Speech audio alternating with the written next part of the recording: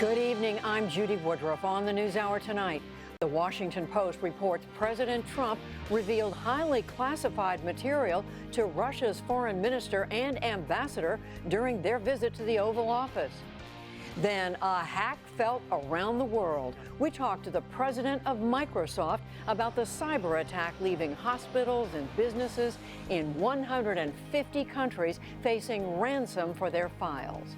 And our Politics Monday duo explore what the fallout from the firing of the FBI director could mean for President Trump's agenda going forward. All that and more on tonight's PBS NewsHour.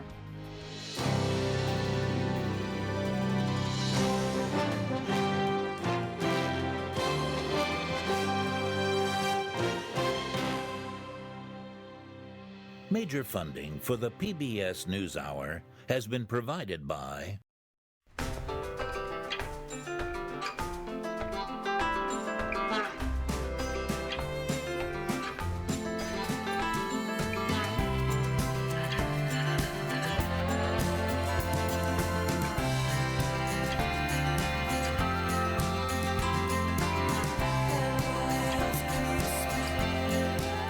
moving our economy for 160 years.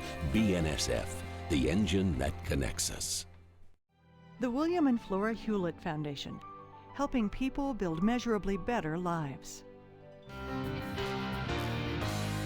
and with the ongoing support of these individuals and institutions.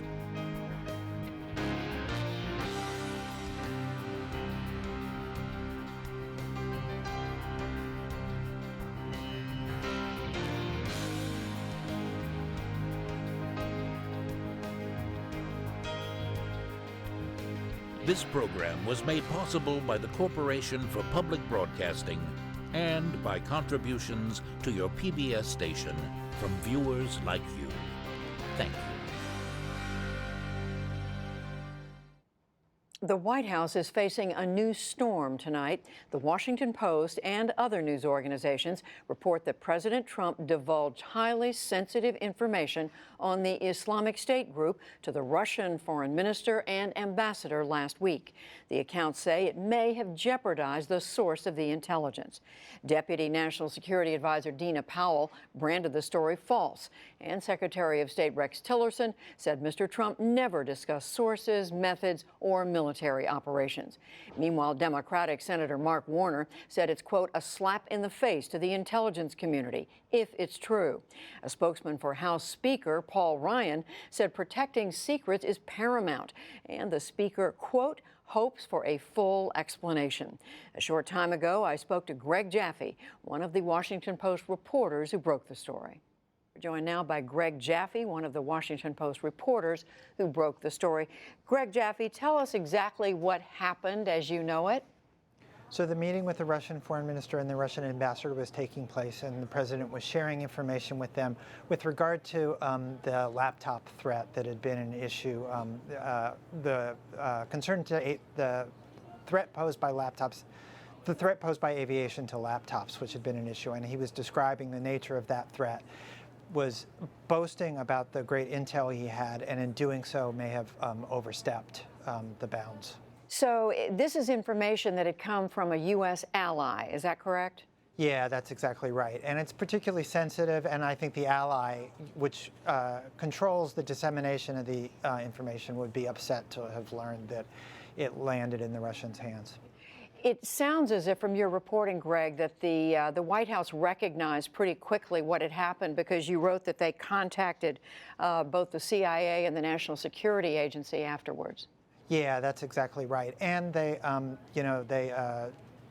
controlled dissemination of the transcripts immediately afterwards, and they struck the references to a sort of memo summary that went out in the White House describing the meeting to ensure that the information didn't get out any further than it already had. Obviously, the problem is not internal to the U.S. government. The problem is the dissemination to the Russians. What is the damage done here, potentially? You know, I think there are a couple of concerns. You worry first and foremost about potentially compromising sources and methods that has allowed us to gather this intelligence over a period of time. My understanding is that this is a sort of a stream of intelligence that's been useful over quite a period of time. So I think that's the first and foremost worry. The secondary worry is that you compromise a relationship with an important ally. I'm going to read back to you what you quote in the story, and you're quoting H.R. McMaster, the president's national security advisor. He said to you that at no time were any intelligence sources or methods discussed, and he said no military operations were disclosed that were not already known publicly. Yeah, I think that's right. I think the worry is by sharing this intelligence with the Russians, that it potentially compromises sources and methods. In other words, this was information that was shared that the Russians weren't aware of.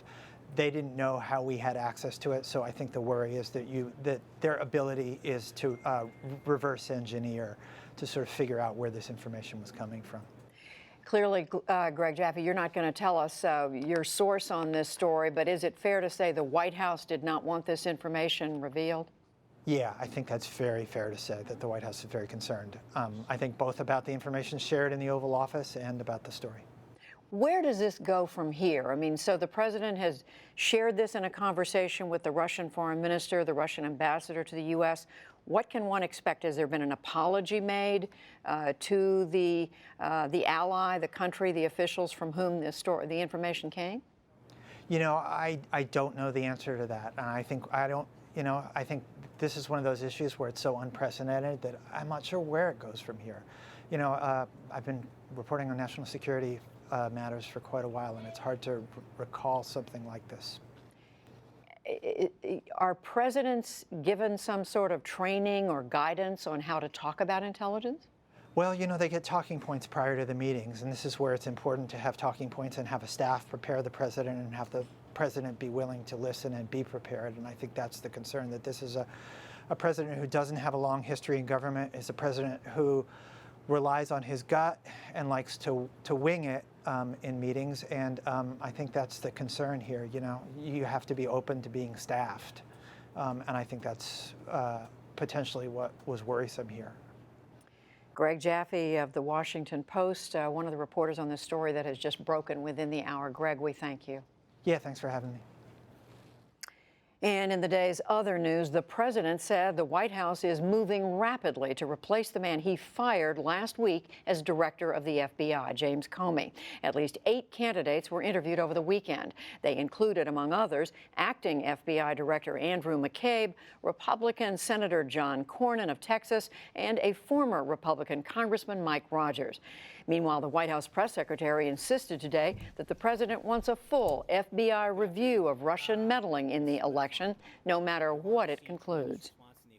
The actions that he took, he knew could be detrimental to himself, but none of those things mattered because the president had to do the right thing for the American people because he believes that Jim Comey was the wrong man for that position. The president himself has called the investigation a charade. Spicer also refused again to confirm or deny that Mr. Trump's audio taped his conversations with James Comey or with anyone else. Deputy Attorney General Rod Rosenstein will brief the full Senate on the firing this Thursday. The United Nations is nearly doubling its appeal for humanitarian aid in South Sudan, facing a brutal civil war and famine. The director of the World Food Program warned today that the suffering is, quote, unimaginable. UN agencies said they need at least $1.4 billion to provide assistance to refugees. The United States accused the government of Syria today of killing thousands of prisoners and burning the bodies to hide the evidence. A top State Department official said mass executions are taking place about 45 minutes outside Damascus at a large prison facility. The regime is responsible for killing as many as 50 detainees per day at Sednaya. Credible sources have believed that many of the bodies have been disposed in mass graves. We now believe that the Syrian regime has installed a crematorium in the Sednaya prison complex, which could dispose of detainees' remains with little evidence. State Department officials also call for Russia to use its influence with the Damascus regime to stop the atrocities. The U.S. Supreme Court will not hear an appeal to reinstate North Carolina's controversial voter identification law. Today's announcement leaves a lower court ruling in place. It found that the law targeted African Americans with what it called, quote, almost surgical precision. The law imposed stricter ID requirements, rolled back early voting, and eliminated same-day registration. For the second Monday in a row, a federal appeals court has heard arguments on President Trump's travel ban. This time, a panel of the Ninth Circuit Court of Appeals in Seattle heard a challenge by the state of Hawaii. Judges pressed a top Justice Department lawyer on whether the ban on travel from 6 Muslim nations is indeed religious discrimination. Has the president ever disavowed his campaign statements? Has he ever stood up and said, I said before I wanted to ban all members of the Islamic faith from entering the United States of America. I was wrong. Over time, the president clarified that what he was talking about were Islamic terrorist groups and the countries that shelter or sponsor them.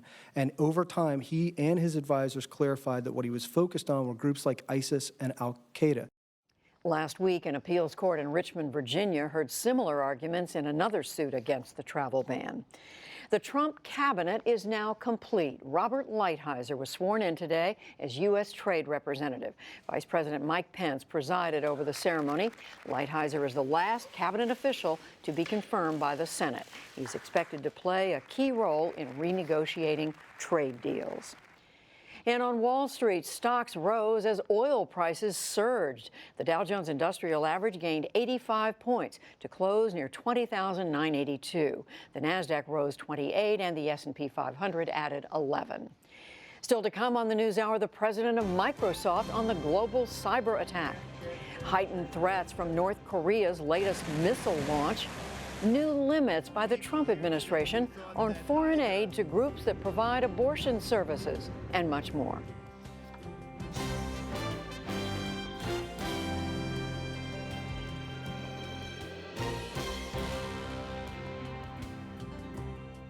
The worldwide cyber attack appeared to slow today. Since Friday, the so-called ransomware has hit more than 200,000 victims in more than 150 countries.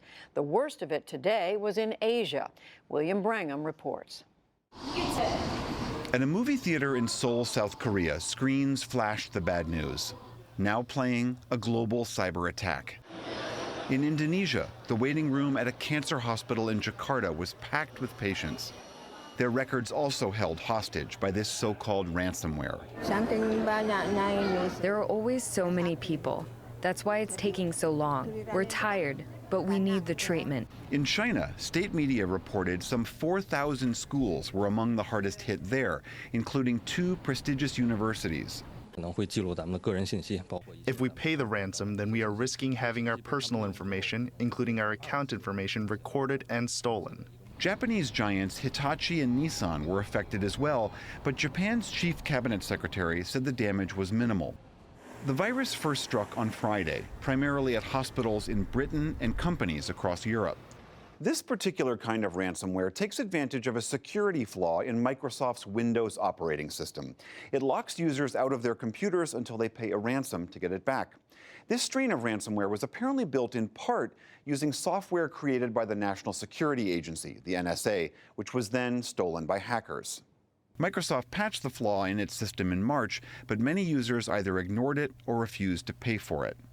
In an open letter Sunday, Microsoft President Brad Smith blamed the NSA and called it yet another example of why the stockpiling of vulnerabilities by governments is such a problem.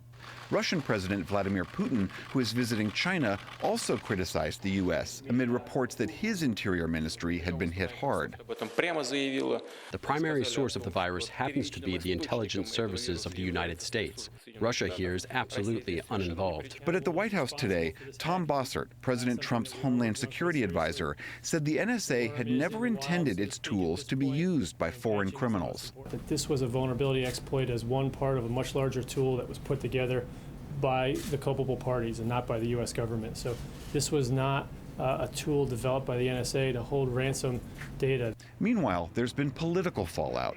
In Britain, where a general election looms, opposition leader Jeremy Corbyn and Prime Minister Theresa May traded jibes long distance. Over the past 7 years, our National Health Service has been driven into crisis after crisis. The Tory cuts have exposed patient services to cyber attack. Cybersecurity is an issue that we need to address. That's why the government, when we came into government in 2010, put money into cybersecurity. The cyber attacks' effects in the United States have been limited, except for damage to the FedEx delivery service. For the PBS NewsHour, I'm William Brangham.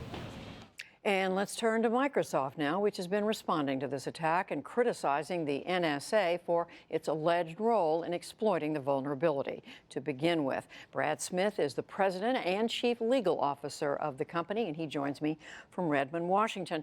Brad Smith, welcome back to the NewsHour. So first off, what is the status of this cyber attack? There were some reports late today about a new variant surfacing in parts of the world. What do you know about that? Well, I think as the report just showed, things seem to be calming down a bit, but it's too early to declare victory or say that this episode is over.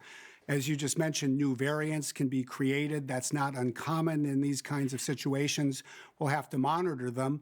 And then more broadly, even as we help customers who are dealing with this particular attack, this is a wake-up call for all of us, whether we're in the tech sector, at customers, or in government. We need to do more to address this problem. And you did say in the memo that that Microsoft issued yesterday, you did say this is a powerful reminder. Everybody needs to keep their computers current and patched. But you did go on to point that finger at governments and what you call stockpiling of vulnerabilities. What did you mean by that? Well, we've been pointing out in recent months that more and more in multiple countries, certain agencies and some governments are stockpiling vulnerabilities, meaning the flaws that they find in software, they're creating their own exploits so that they have them available. And this causes us concern. We believe the world needs some new rules to govern this. We need governments to act with restraint, and we certainly need governments that are creating these kinds of cyber weapons to be effective so that they're not stolen or get leaked out. Well, I want to ask you about that because at the White House today, the president's Homeland Security advisor, Tom Bossert, I think you just heard him say this, he said the NSA never intended for this tool that they created to be used as part of some ransomware attack. I think that's got to be the case. And the reality is this was an unusual attack. It involved the combination of a very sophisticated piece of software of the type we sometimes see in governments, then combined with a much less sophisticated piece of software, in effect, the ransomware component. And in all probability, it's some type of organized criminal group that took what came out of the government and put it to use in a way that no one ever intended. But the damage is still done, and we can't assume that this is the last time we'll see this type of problem if we don't find a way to take new steps.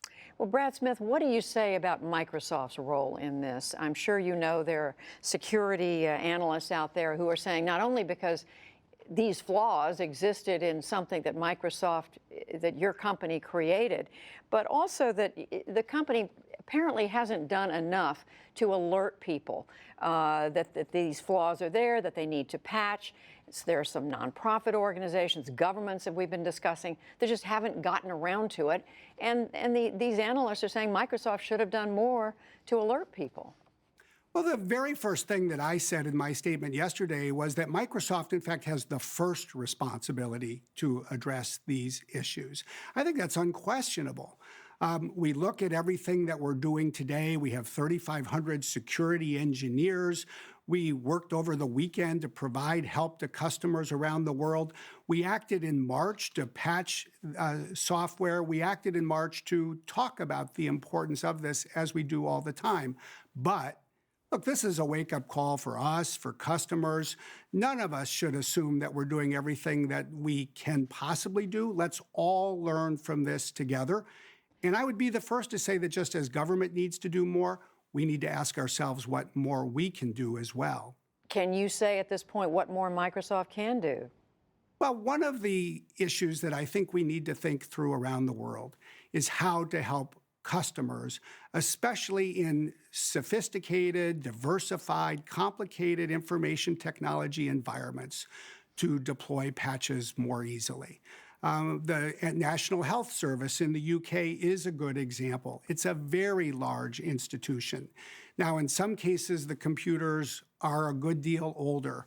I think there's certainly an opportunity for us to ask ourselves, what new technologies can we deploy? What new processes can we develop to make it easier for customers? And then, of course, we do need customers to act. We cannot actually patch their systems unless they deploy our technology, and that, too, is a lesson for us all. I want to go back to what you were saying about the role of governments and the role specifically in this country of the National Security Agency, the NSA. I mean, your point is that they have developed devices to fix these flaws that exist, but they haven't shared them quickly enough. Were you notified? Was Microsoft notified by NSA that this was coming? Well, I don't want to go into the specifics of how we learned about this particular problem or by whom or when. It is a public record that we provided a patch in March. There wasn't a public statement about this until April.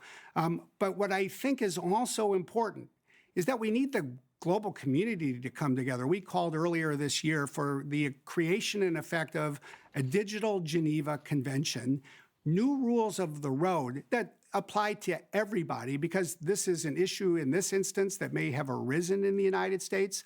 But no one should think that this is an issue unique to the United States. This is an issue for many governments around the world. Brad Smith, the president of Microsoft, we thank you very much for joining us. Thank you.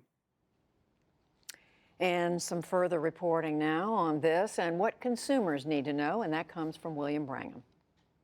And for that, we turn to Eric Geller, who covers cybersecurity for Politico. Welcome. Thank you. So you just heard the president of Microsoft make his argument that they're not really to blame for this, for the slowness or relative slowness of putting out the patches. What do you make of that point he's making? Well, Microsoft is in a tricky position here because, as you heard, he didn't want to discuss whether they had been informed by the NSA. It seems likely they were informed. The only other possibility is that they were told by this group that leaked the files. So either way, they're in a tricky situation. They've got to rush to fix this problem that they didn't know about. They're wondering whether they should demand some changes to the way the government deals with these policies. And of course, at the same time, they're wondering what the consequences are going to be for consumers. So they are in a tricky situation. I think they moved as fast as they could. Of course, what we're seeing is the more time you have to tell customers about the problem, the more customers who will fix it. They only had a very short period of time. And obviously, we've been talking about this potential that this was somehow a tool created by the NSA that was stolen by hackers. And Microsoft is arguing that that's really the problem, that the government is devising tools to break into our computers. Inevitably, those tools are going to get out, and we're going to see the havoc we've seen. What do you make of that argument? They certainly have a point that the U.S. government has not done a great job of keeping its secrets secret over the past few years. Edward Snowden, Harold Martin, who was recently arrested and charged with stealing classified information, the shadow brokers, we still don't know who they are. And then, of course, WikiLeaks has been posting CIA files. So, look, Microsoft has a point. The government is not as good at this as it should be. On the other hand, the government needs to be able to break into Russian computers, ISIS computers. You know, there are all kinds of valid foreign intelligence targets out there who are using Windows and who need to be surveilled by our government in order to do its job. So I think Microsoft is in a tricky spot because it doesn't want to say the government shouldn't be able to spy on terrorists, but those same terrorists, they use the products that we use. And so issues that allow them to be spied on, they also put us at risk. Obviously, that seems like the trickiest part of the debate. If the government can detect that there is a hole in a company's software, do they have an obligation to tell that company so that they can patch it? But then that also gives away the tool that the government no longer has to do this exact surveillance you're describing. Yeah, and the government has a process, I should say. They have a process for deciding when to reveal a flaw to a company. It's called the vulnerability equities process. And the government actually revealed it a few years ago when there was a major vulnerability that was disclosed in public. They still don't have all the fine-tuned details of that nailed down. And there's been some efforts. California Democrat Ted Lieu yesterday said, or I should say Friday, said that he wanted to reform that process. He wanted to change the rules for when the government has to tell a company about this. We're in the very early stages of this process. This is a very obscure issue. It's not one that people are familiar with, but it's one that I think, as we saw this weekend, it's becoming more important to our own lives. Getting back to this attack itself, do you think, as we've been reporting, that this seems like it's winding down, or as Judy mentioned, are we going to see more variants crop up? It's hard to say because, as you point out, anybody can build a new variant. Anybody can change the code, put it back out there, and the ways of sort of killing it and tamping down on it, they have to be pursued freshly. They have to be pursued anew. And so it's possible that this never stops. I have a hard time imagining that cyber criminals will just keep doing this forever. They're going to find other things that they like to do, but there's certainly no technical reason that it can't happen forever. We saw this break out first in hospitals in the UK. Is that because hospitals are particularly vulnerable, or was it because they were targeted specifically? It's unclear right now. I think they were probably targeted. One sort of conspiracy theory here is that this wasn't meant to be released when it was, that it was a sort of a test. They were trying to figure out what would happen, and it got out. And perhaps the way it was initially configured, it ended up going to the National Health Service first. Either way, I would say probably not accidental. These things have to be coded. They've got to be targeted at particular entities. It's hard for me to imagine that the scale that we saw with the NHS, that was completely random. But I should say that U.S. officials and private cybersecurity firms have really, I think at this point, no idea who it is, although they are pursuing some leads. Lastly, just for our viewers out there who are worried, could this strike me? What can I do to protect myself? Can you give us just a quick digital computer hygiene lesson? What are the things people should do to stop this from happening to them? Yeah, I mean, I think the number one thing is you want to patch Windows. If you're running Windows, and I think a lot of people out there are, make sure that you should be running Windows 10, which is so when you get those software update notifications, do those. Do them right away. You're much better off doing that and just, making sure that Microsoft is finding all the things that could go wrong, and just you got to install everything whenever it comes out there. And then also, I would say, if you're running Windows XP, and I hope to God that very few of your viewers are running Windows XP, but if you are, you should throw that computer away and get a new one as soon as possible, because Microsoft is not going to support these kinds of critical patches for Windows XP forever. And of course, don't click on those dodgy-looking emails. Absolutely. Eric Geller of Politico, thanks so much. Thank you.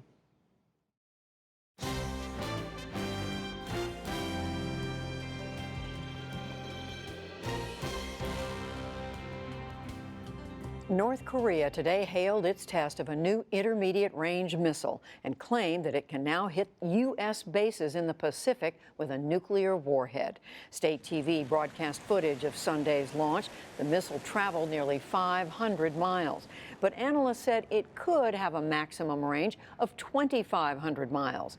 So just where is the North in its development of missile technology and its nuclear program? For that, we turn to Jeffrey Lewis. He's the director of the East Asia Non-Proliferation Program at the Middlebury Institute of International Studies in Monterey, California. Jeffrey Lewis, thank you very much for joining us. This sounds like quite an advance on the part of the North Koreans. Tell us more about this missile test. What exactly was it yesterday? Well, it's a brand new type of missile. We'd seen a version of this in a parade just a month ago. But what's really striking is it seems to use a new engine that the North Koreans designed themselves. So in the past, normally they've copied engines from other places. This looks like the first engine that is fully North Korean. So it's a big step forward for them. So what does that mean? A new engine, does that mean distance, power, what? Well, what it really means is know-how, and so ultimately that will translate into distance and power. So in the past, the North Koreans, by copying missiles, if we've asked this question, can you build an ICBM, we've had to imagine how they could cobble together an ICBM using parts and pieces from other engines they've copied. Now it looks like they actually have the design expertise to build this kind of missile themselves, and I think in the future, that should lead us toward an ICBM. So, as I said in the introduction, 500 miles, but the experts are saying it could potentially be 2,500 miles. I mean, what is the potential capacity of this? Right. Well, so what the North Koreans did was they shot it almost straight up because they didn't want to fire it at Alaska. They didn't want it to overfly Japan. And so while it only traveled, sorry, I have to do kilometers. While it only traveled about 800 kilometers downrange, it went more than 2,000 kilometers up into space, which is much higher than, for example, the International Space Station. So if they'd straightened it out, it would have been like a 4,500 kilometer range, which would be nearly an ICBM, but not quite. So that means they can reach where? Could reach where? That missile would just fall short of Alaska. So U.S. Land territory. Is this and this is and your point is that this is it's technology that the North Koreans, as far as we know, have only gained recently. Well, that's right. In the past, they've mostly copied other countries' engines, and so there's been kind of a problem with quality and a real limit on what they could do with that.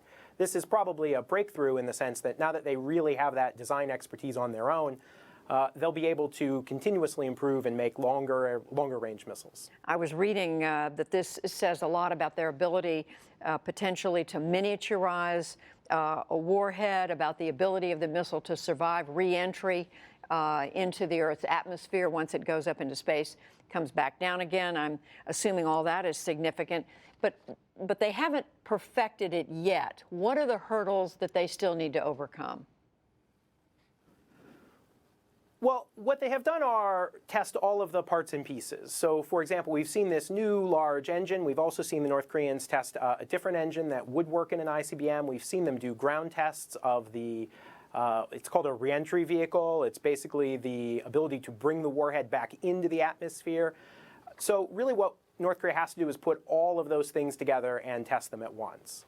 So that's still in the future, but it's not very far in the future. What do you mean, not very far? They could test an ICBM as soon as this year, although it's possible that they'll take longer now that they're designing their own engines. They may wait and do it right. But I would not, this is not a 5 or 10 year problem. This is a 1 or 2 or 3 year problem.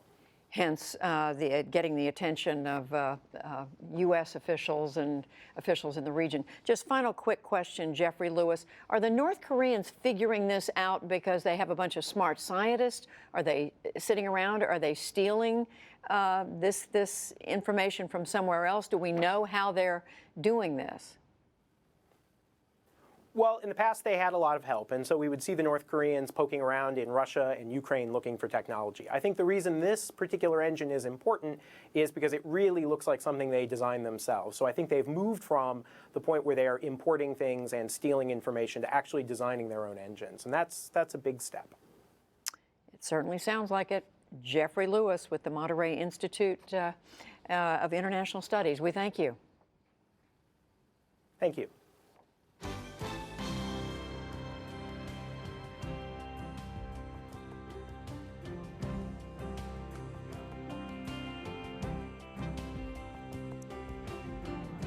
Stay with us. Coming up on the NewsHour, it's Politics Monday, what the fallout from firing the FBI director means for the president's agenda.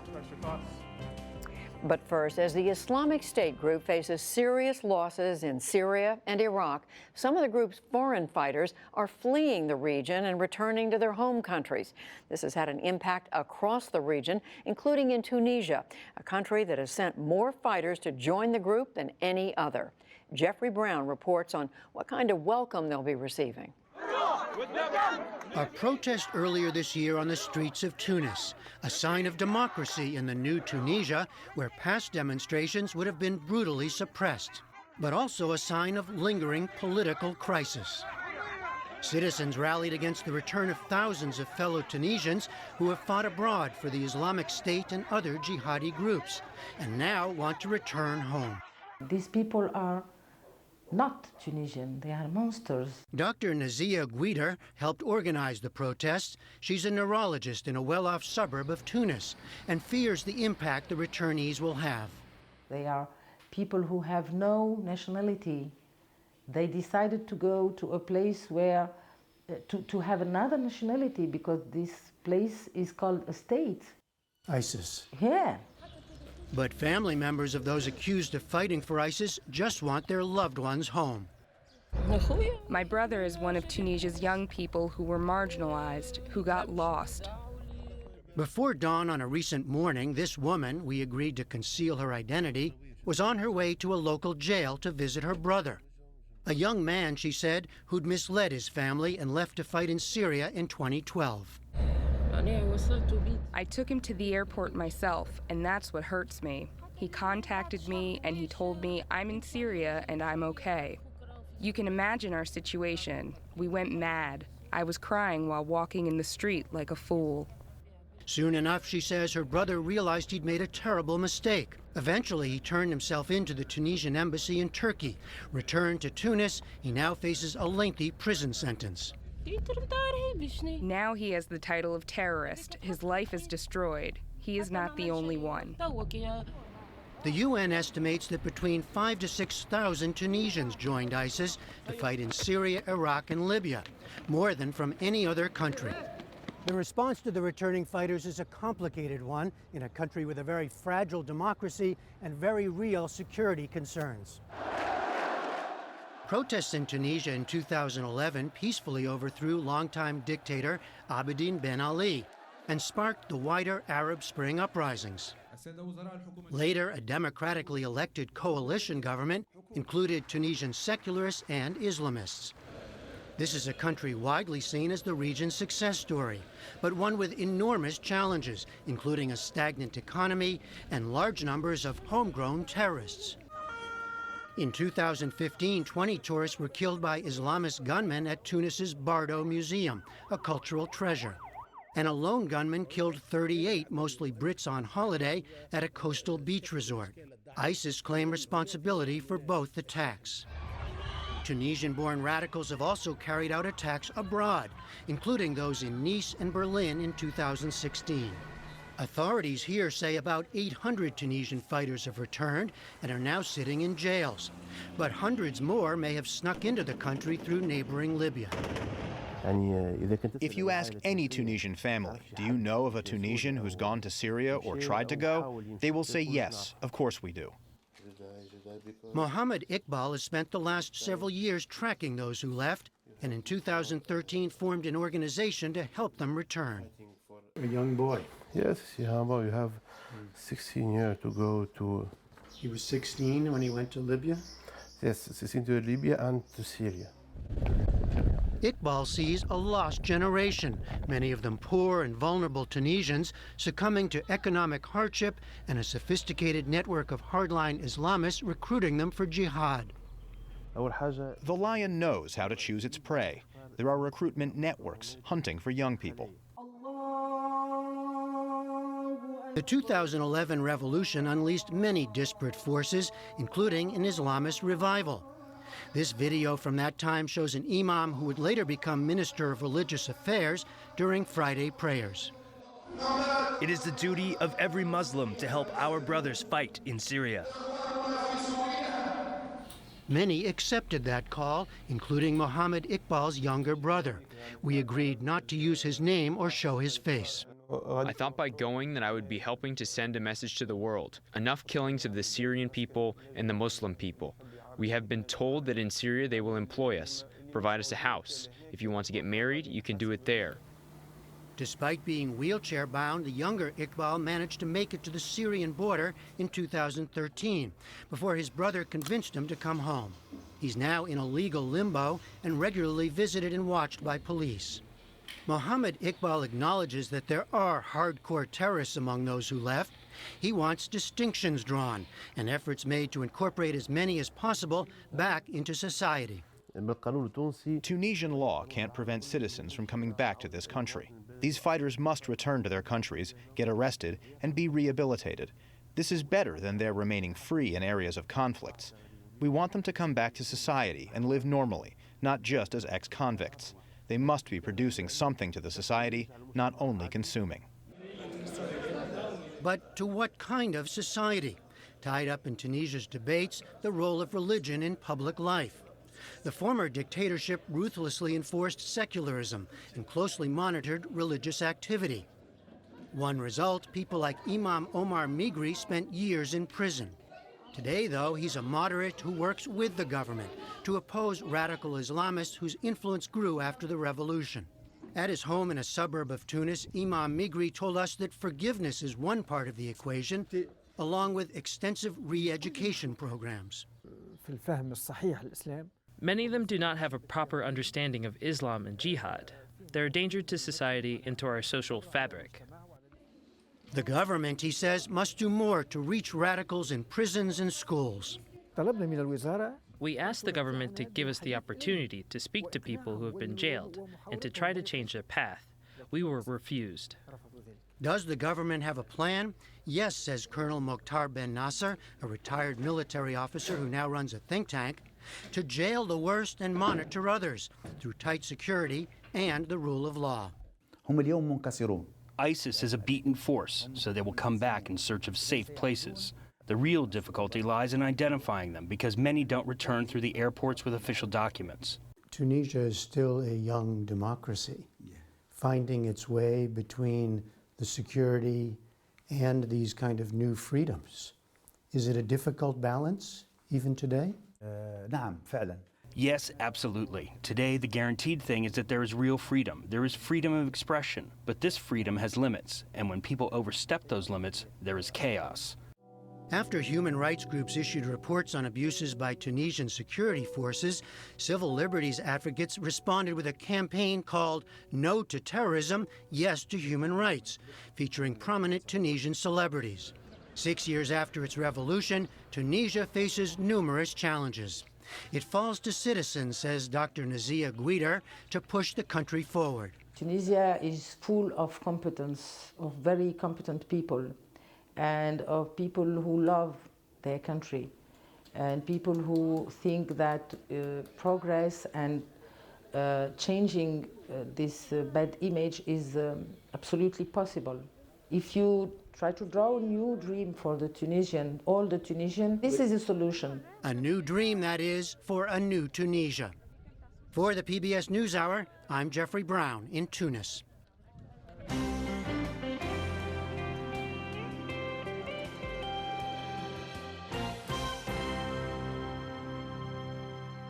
President Trump went well beyond his Republican predecessors today with a major expansion of a policy that restricts how U.S. aid can be used for international health and family planning.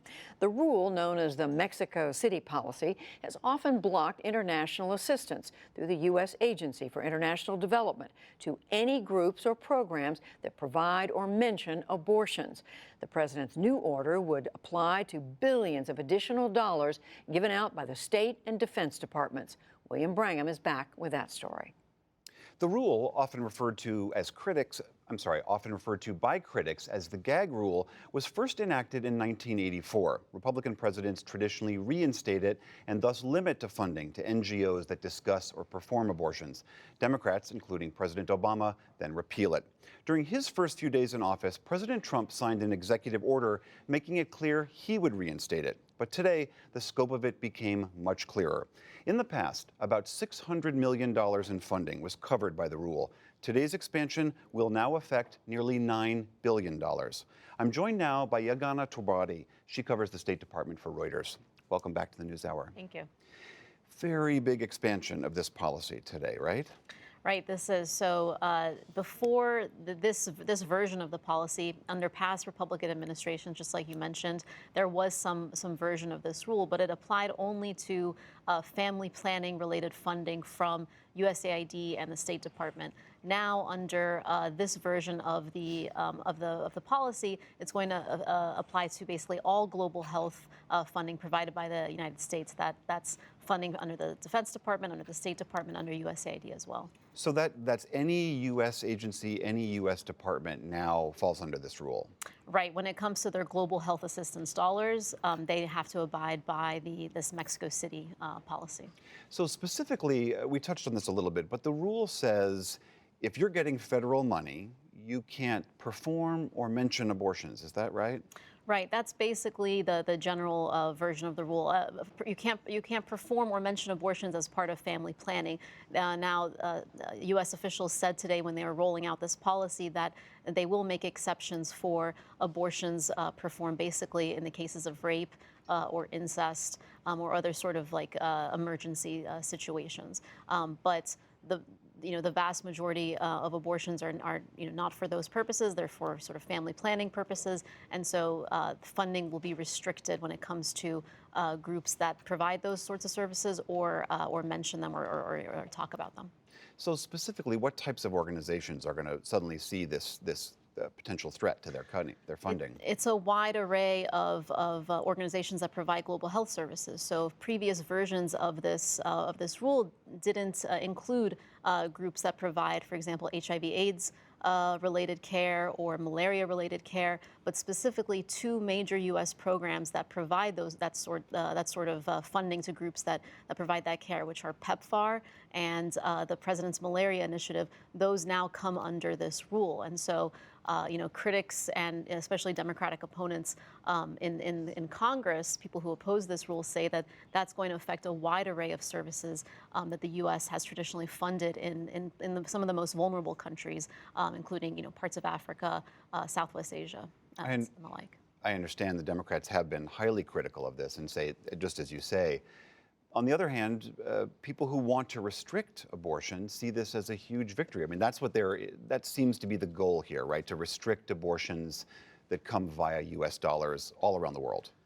Right. I mean, one thing that's notable that we should note is that even when the Mexico City policy is not in place, meaning under Democratic administrations is usually when it's been rescinded, federal law prevents U.S. funds from being used to fund abortion services. That's a separate, federal legal distinction. This rule applies to U.S. funding for organizations that provide abortions or provide information about abortions using funds from other non-U.S. sources. So that's one distinction to make.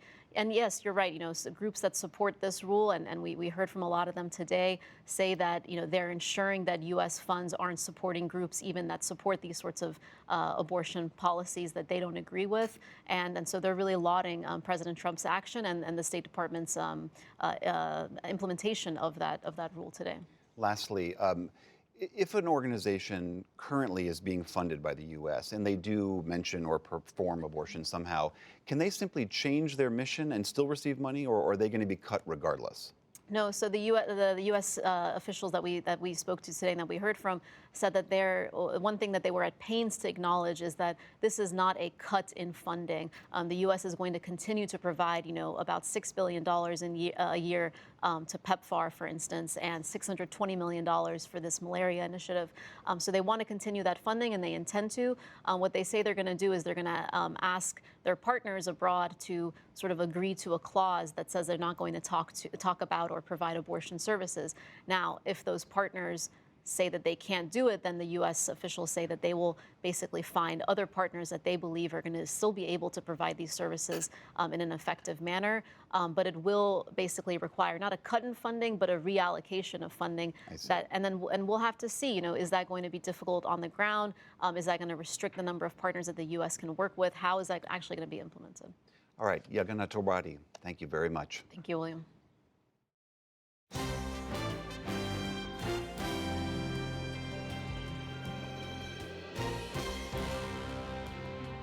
From this afternoon's Washington Post story that President Trump may have shared classified information with the Russians to his firing of James Comey almost a week ago, we look at what all this means for the future of the Trump administration's agenda with our Politics Monday team.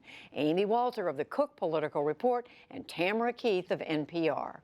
And welcome to both of you. So it looked as if today, Amy, the White House was trying to project an air of calm, trying to tamp everything down, the aftermath of the hoopla over the firing of the FBI director. But then late this afternoon, this report coming from the Washington Post, it's now been confirmed by the New York Times, by the Reuters News Service, Tam, and we're hearing BuzzFeed and other organizations. We're also hearing, as we sit here, that the White House is gathering the National Security Advisor to go out and talk to the press about it.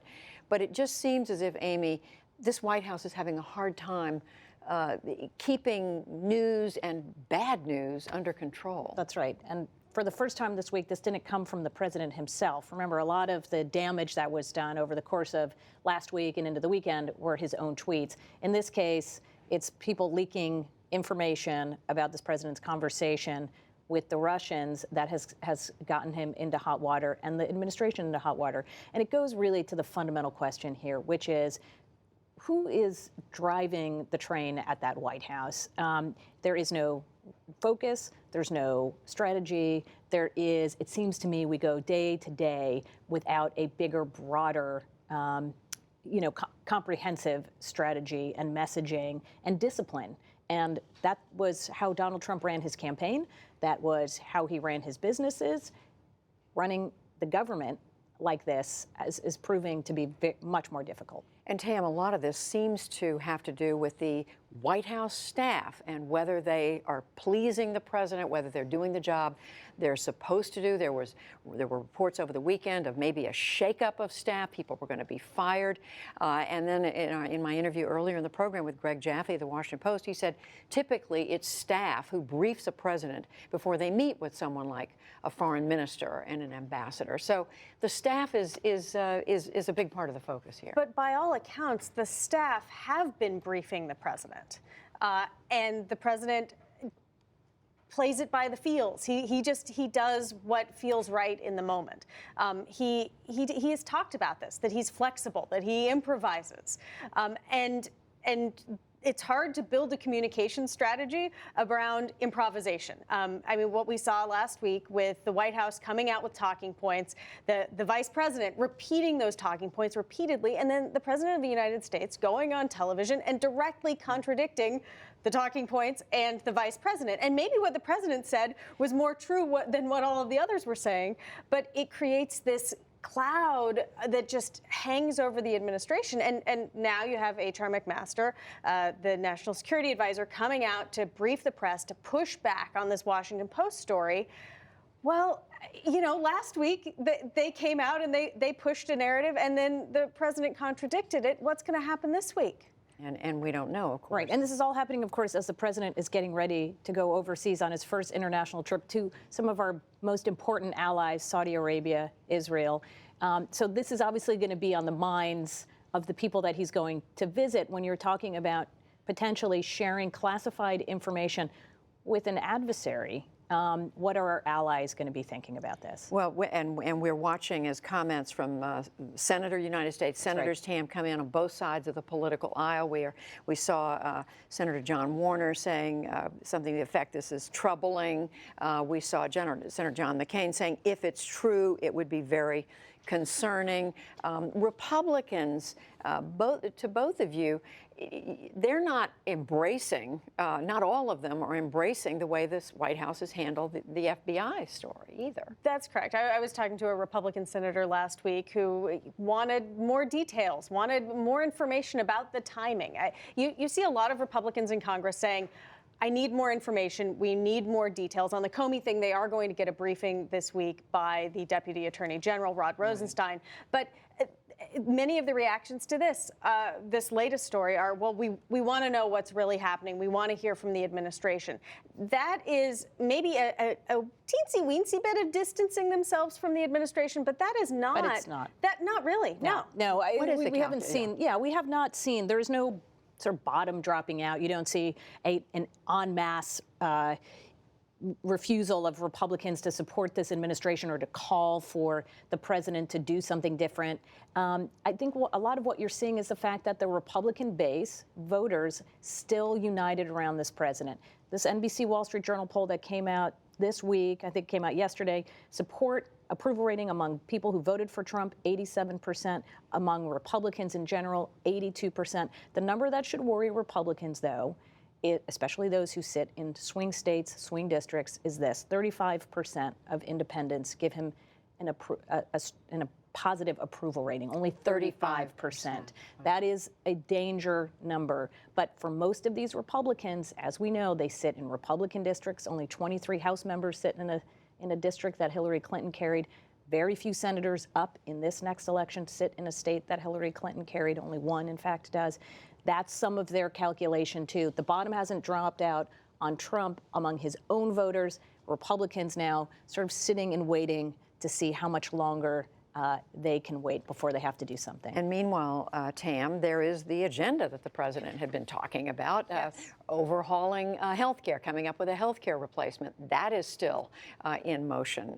Tax reform, you go down the list. Yeah, and those things were stalling a little bit, or they were going to take some time.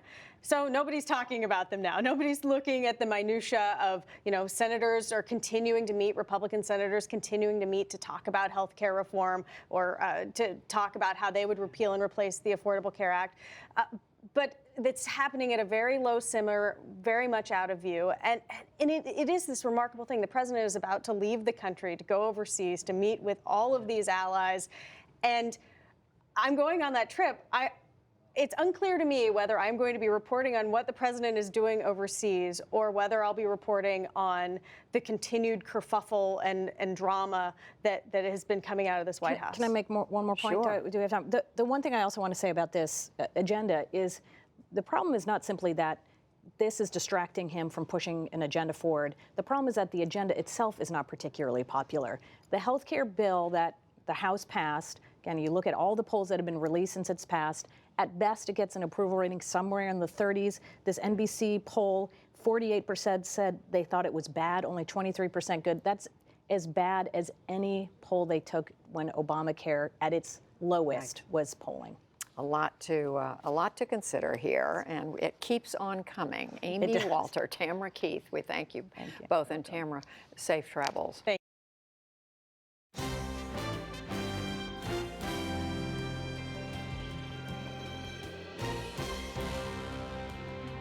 Updating our top story, the White House is denying that President Trump divulged highly sensitive intelligence about the Islamic State group to top Russian diplomats. National Security Advisor H.R. McMaster emerged this evening to reject reports in The Washington Post and elsewhere. There's nothing that the president takes more seriously than the security of the American people. The story that came out tonight, as reported, is false. I was in the room. It didn't happen. The Washington Post says that it stands by its story. And that is the NewsHour for tonight. I'm Judy Woodruff. For all of us at the PBS NewsHour, thank you, and we'll see you soon. Major funding for the PBS NewsHour has been provided by BNSF Railway and with the ongoing support of these institutions. This program was made possible by the Corporation for Public Broadcasting and by contributions to your PBS station from viewers like you. Thank you.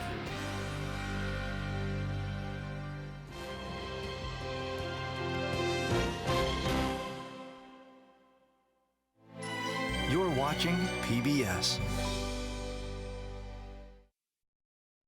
Next time on Antiques Roadshow, does this cat painting have another life on the art market? Today, you brought in this painting by the amazing playwright, American 20th century playwright, Clifford Odets. Well, it's called Death of the House Cat. My father He's sleeping. Okay. Not really. Learn all about it next time on Antiques Roadshow from Orlando, Florida. Next, only on PBS.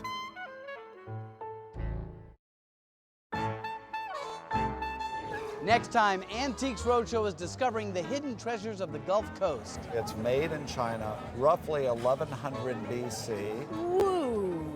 No kidding.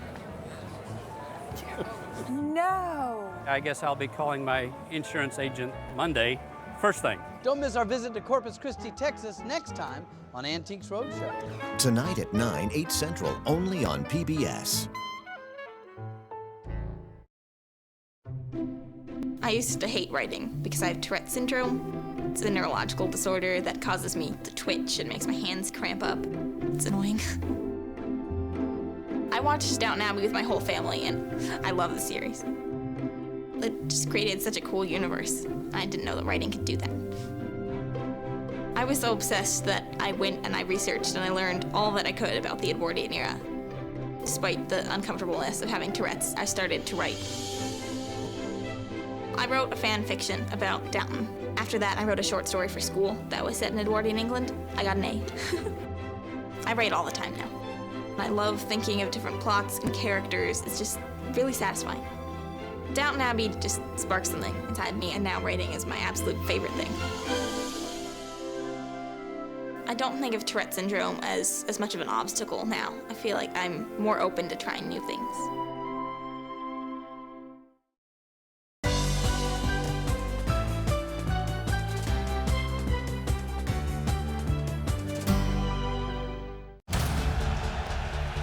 Muslim players join a nationalist Israeli soccer team. But the explosive backlash from their outraged fans threatens to tear the team apart. Forever Pure. Tonight at 10, 9 Central, only on PBS. Next time on Antiques Roadshow, does this cat painting have another life on the art market? Today, you brought in this painting by the amazing playwright, American 20th century playwright, Clifford Odets. Well, it's called Death of the House Cat. My father He's used... sleeping. Okay. Not really. Learn all about it next time on Antiques Roadshow from Orlando, Florida. Next, only on PBS. Antiques Roadshow is discovering the treasures of the city beautiful, Orlando, Florida. When you were walking up in the line, the three of us were just like, bing. All the people who made fun of me all these years, I can now have the last laugh.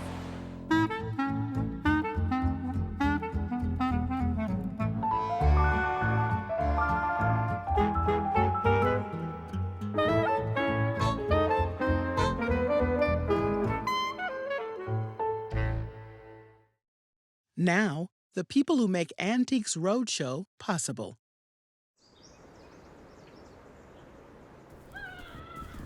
We believe that if it's important to you, it's worth protecting. Liberty Mutual Insurance is a proud sponsor of Antiques Roadshow. From building your family tree to learning your full ethnicity and revealing ancestors you never knew you had, Ancestry helps you connect to your unique story. We all come from such different backgrounds that you never know. And by contributions to your PBS station from viewers like you. Thank you. Antiques Roadshow knows that if you're a fan of Louis Comfort Tiffany, the Charles Hosmer Morse Museum in Winter Park is a must-see. Architectural objects, leaded glass lamps,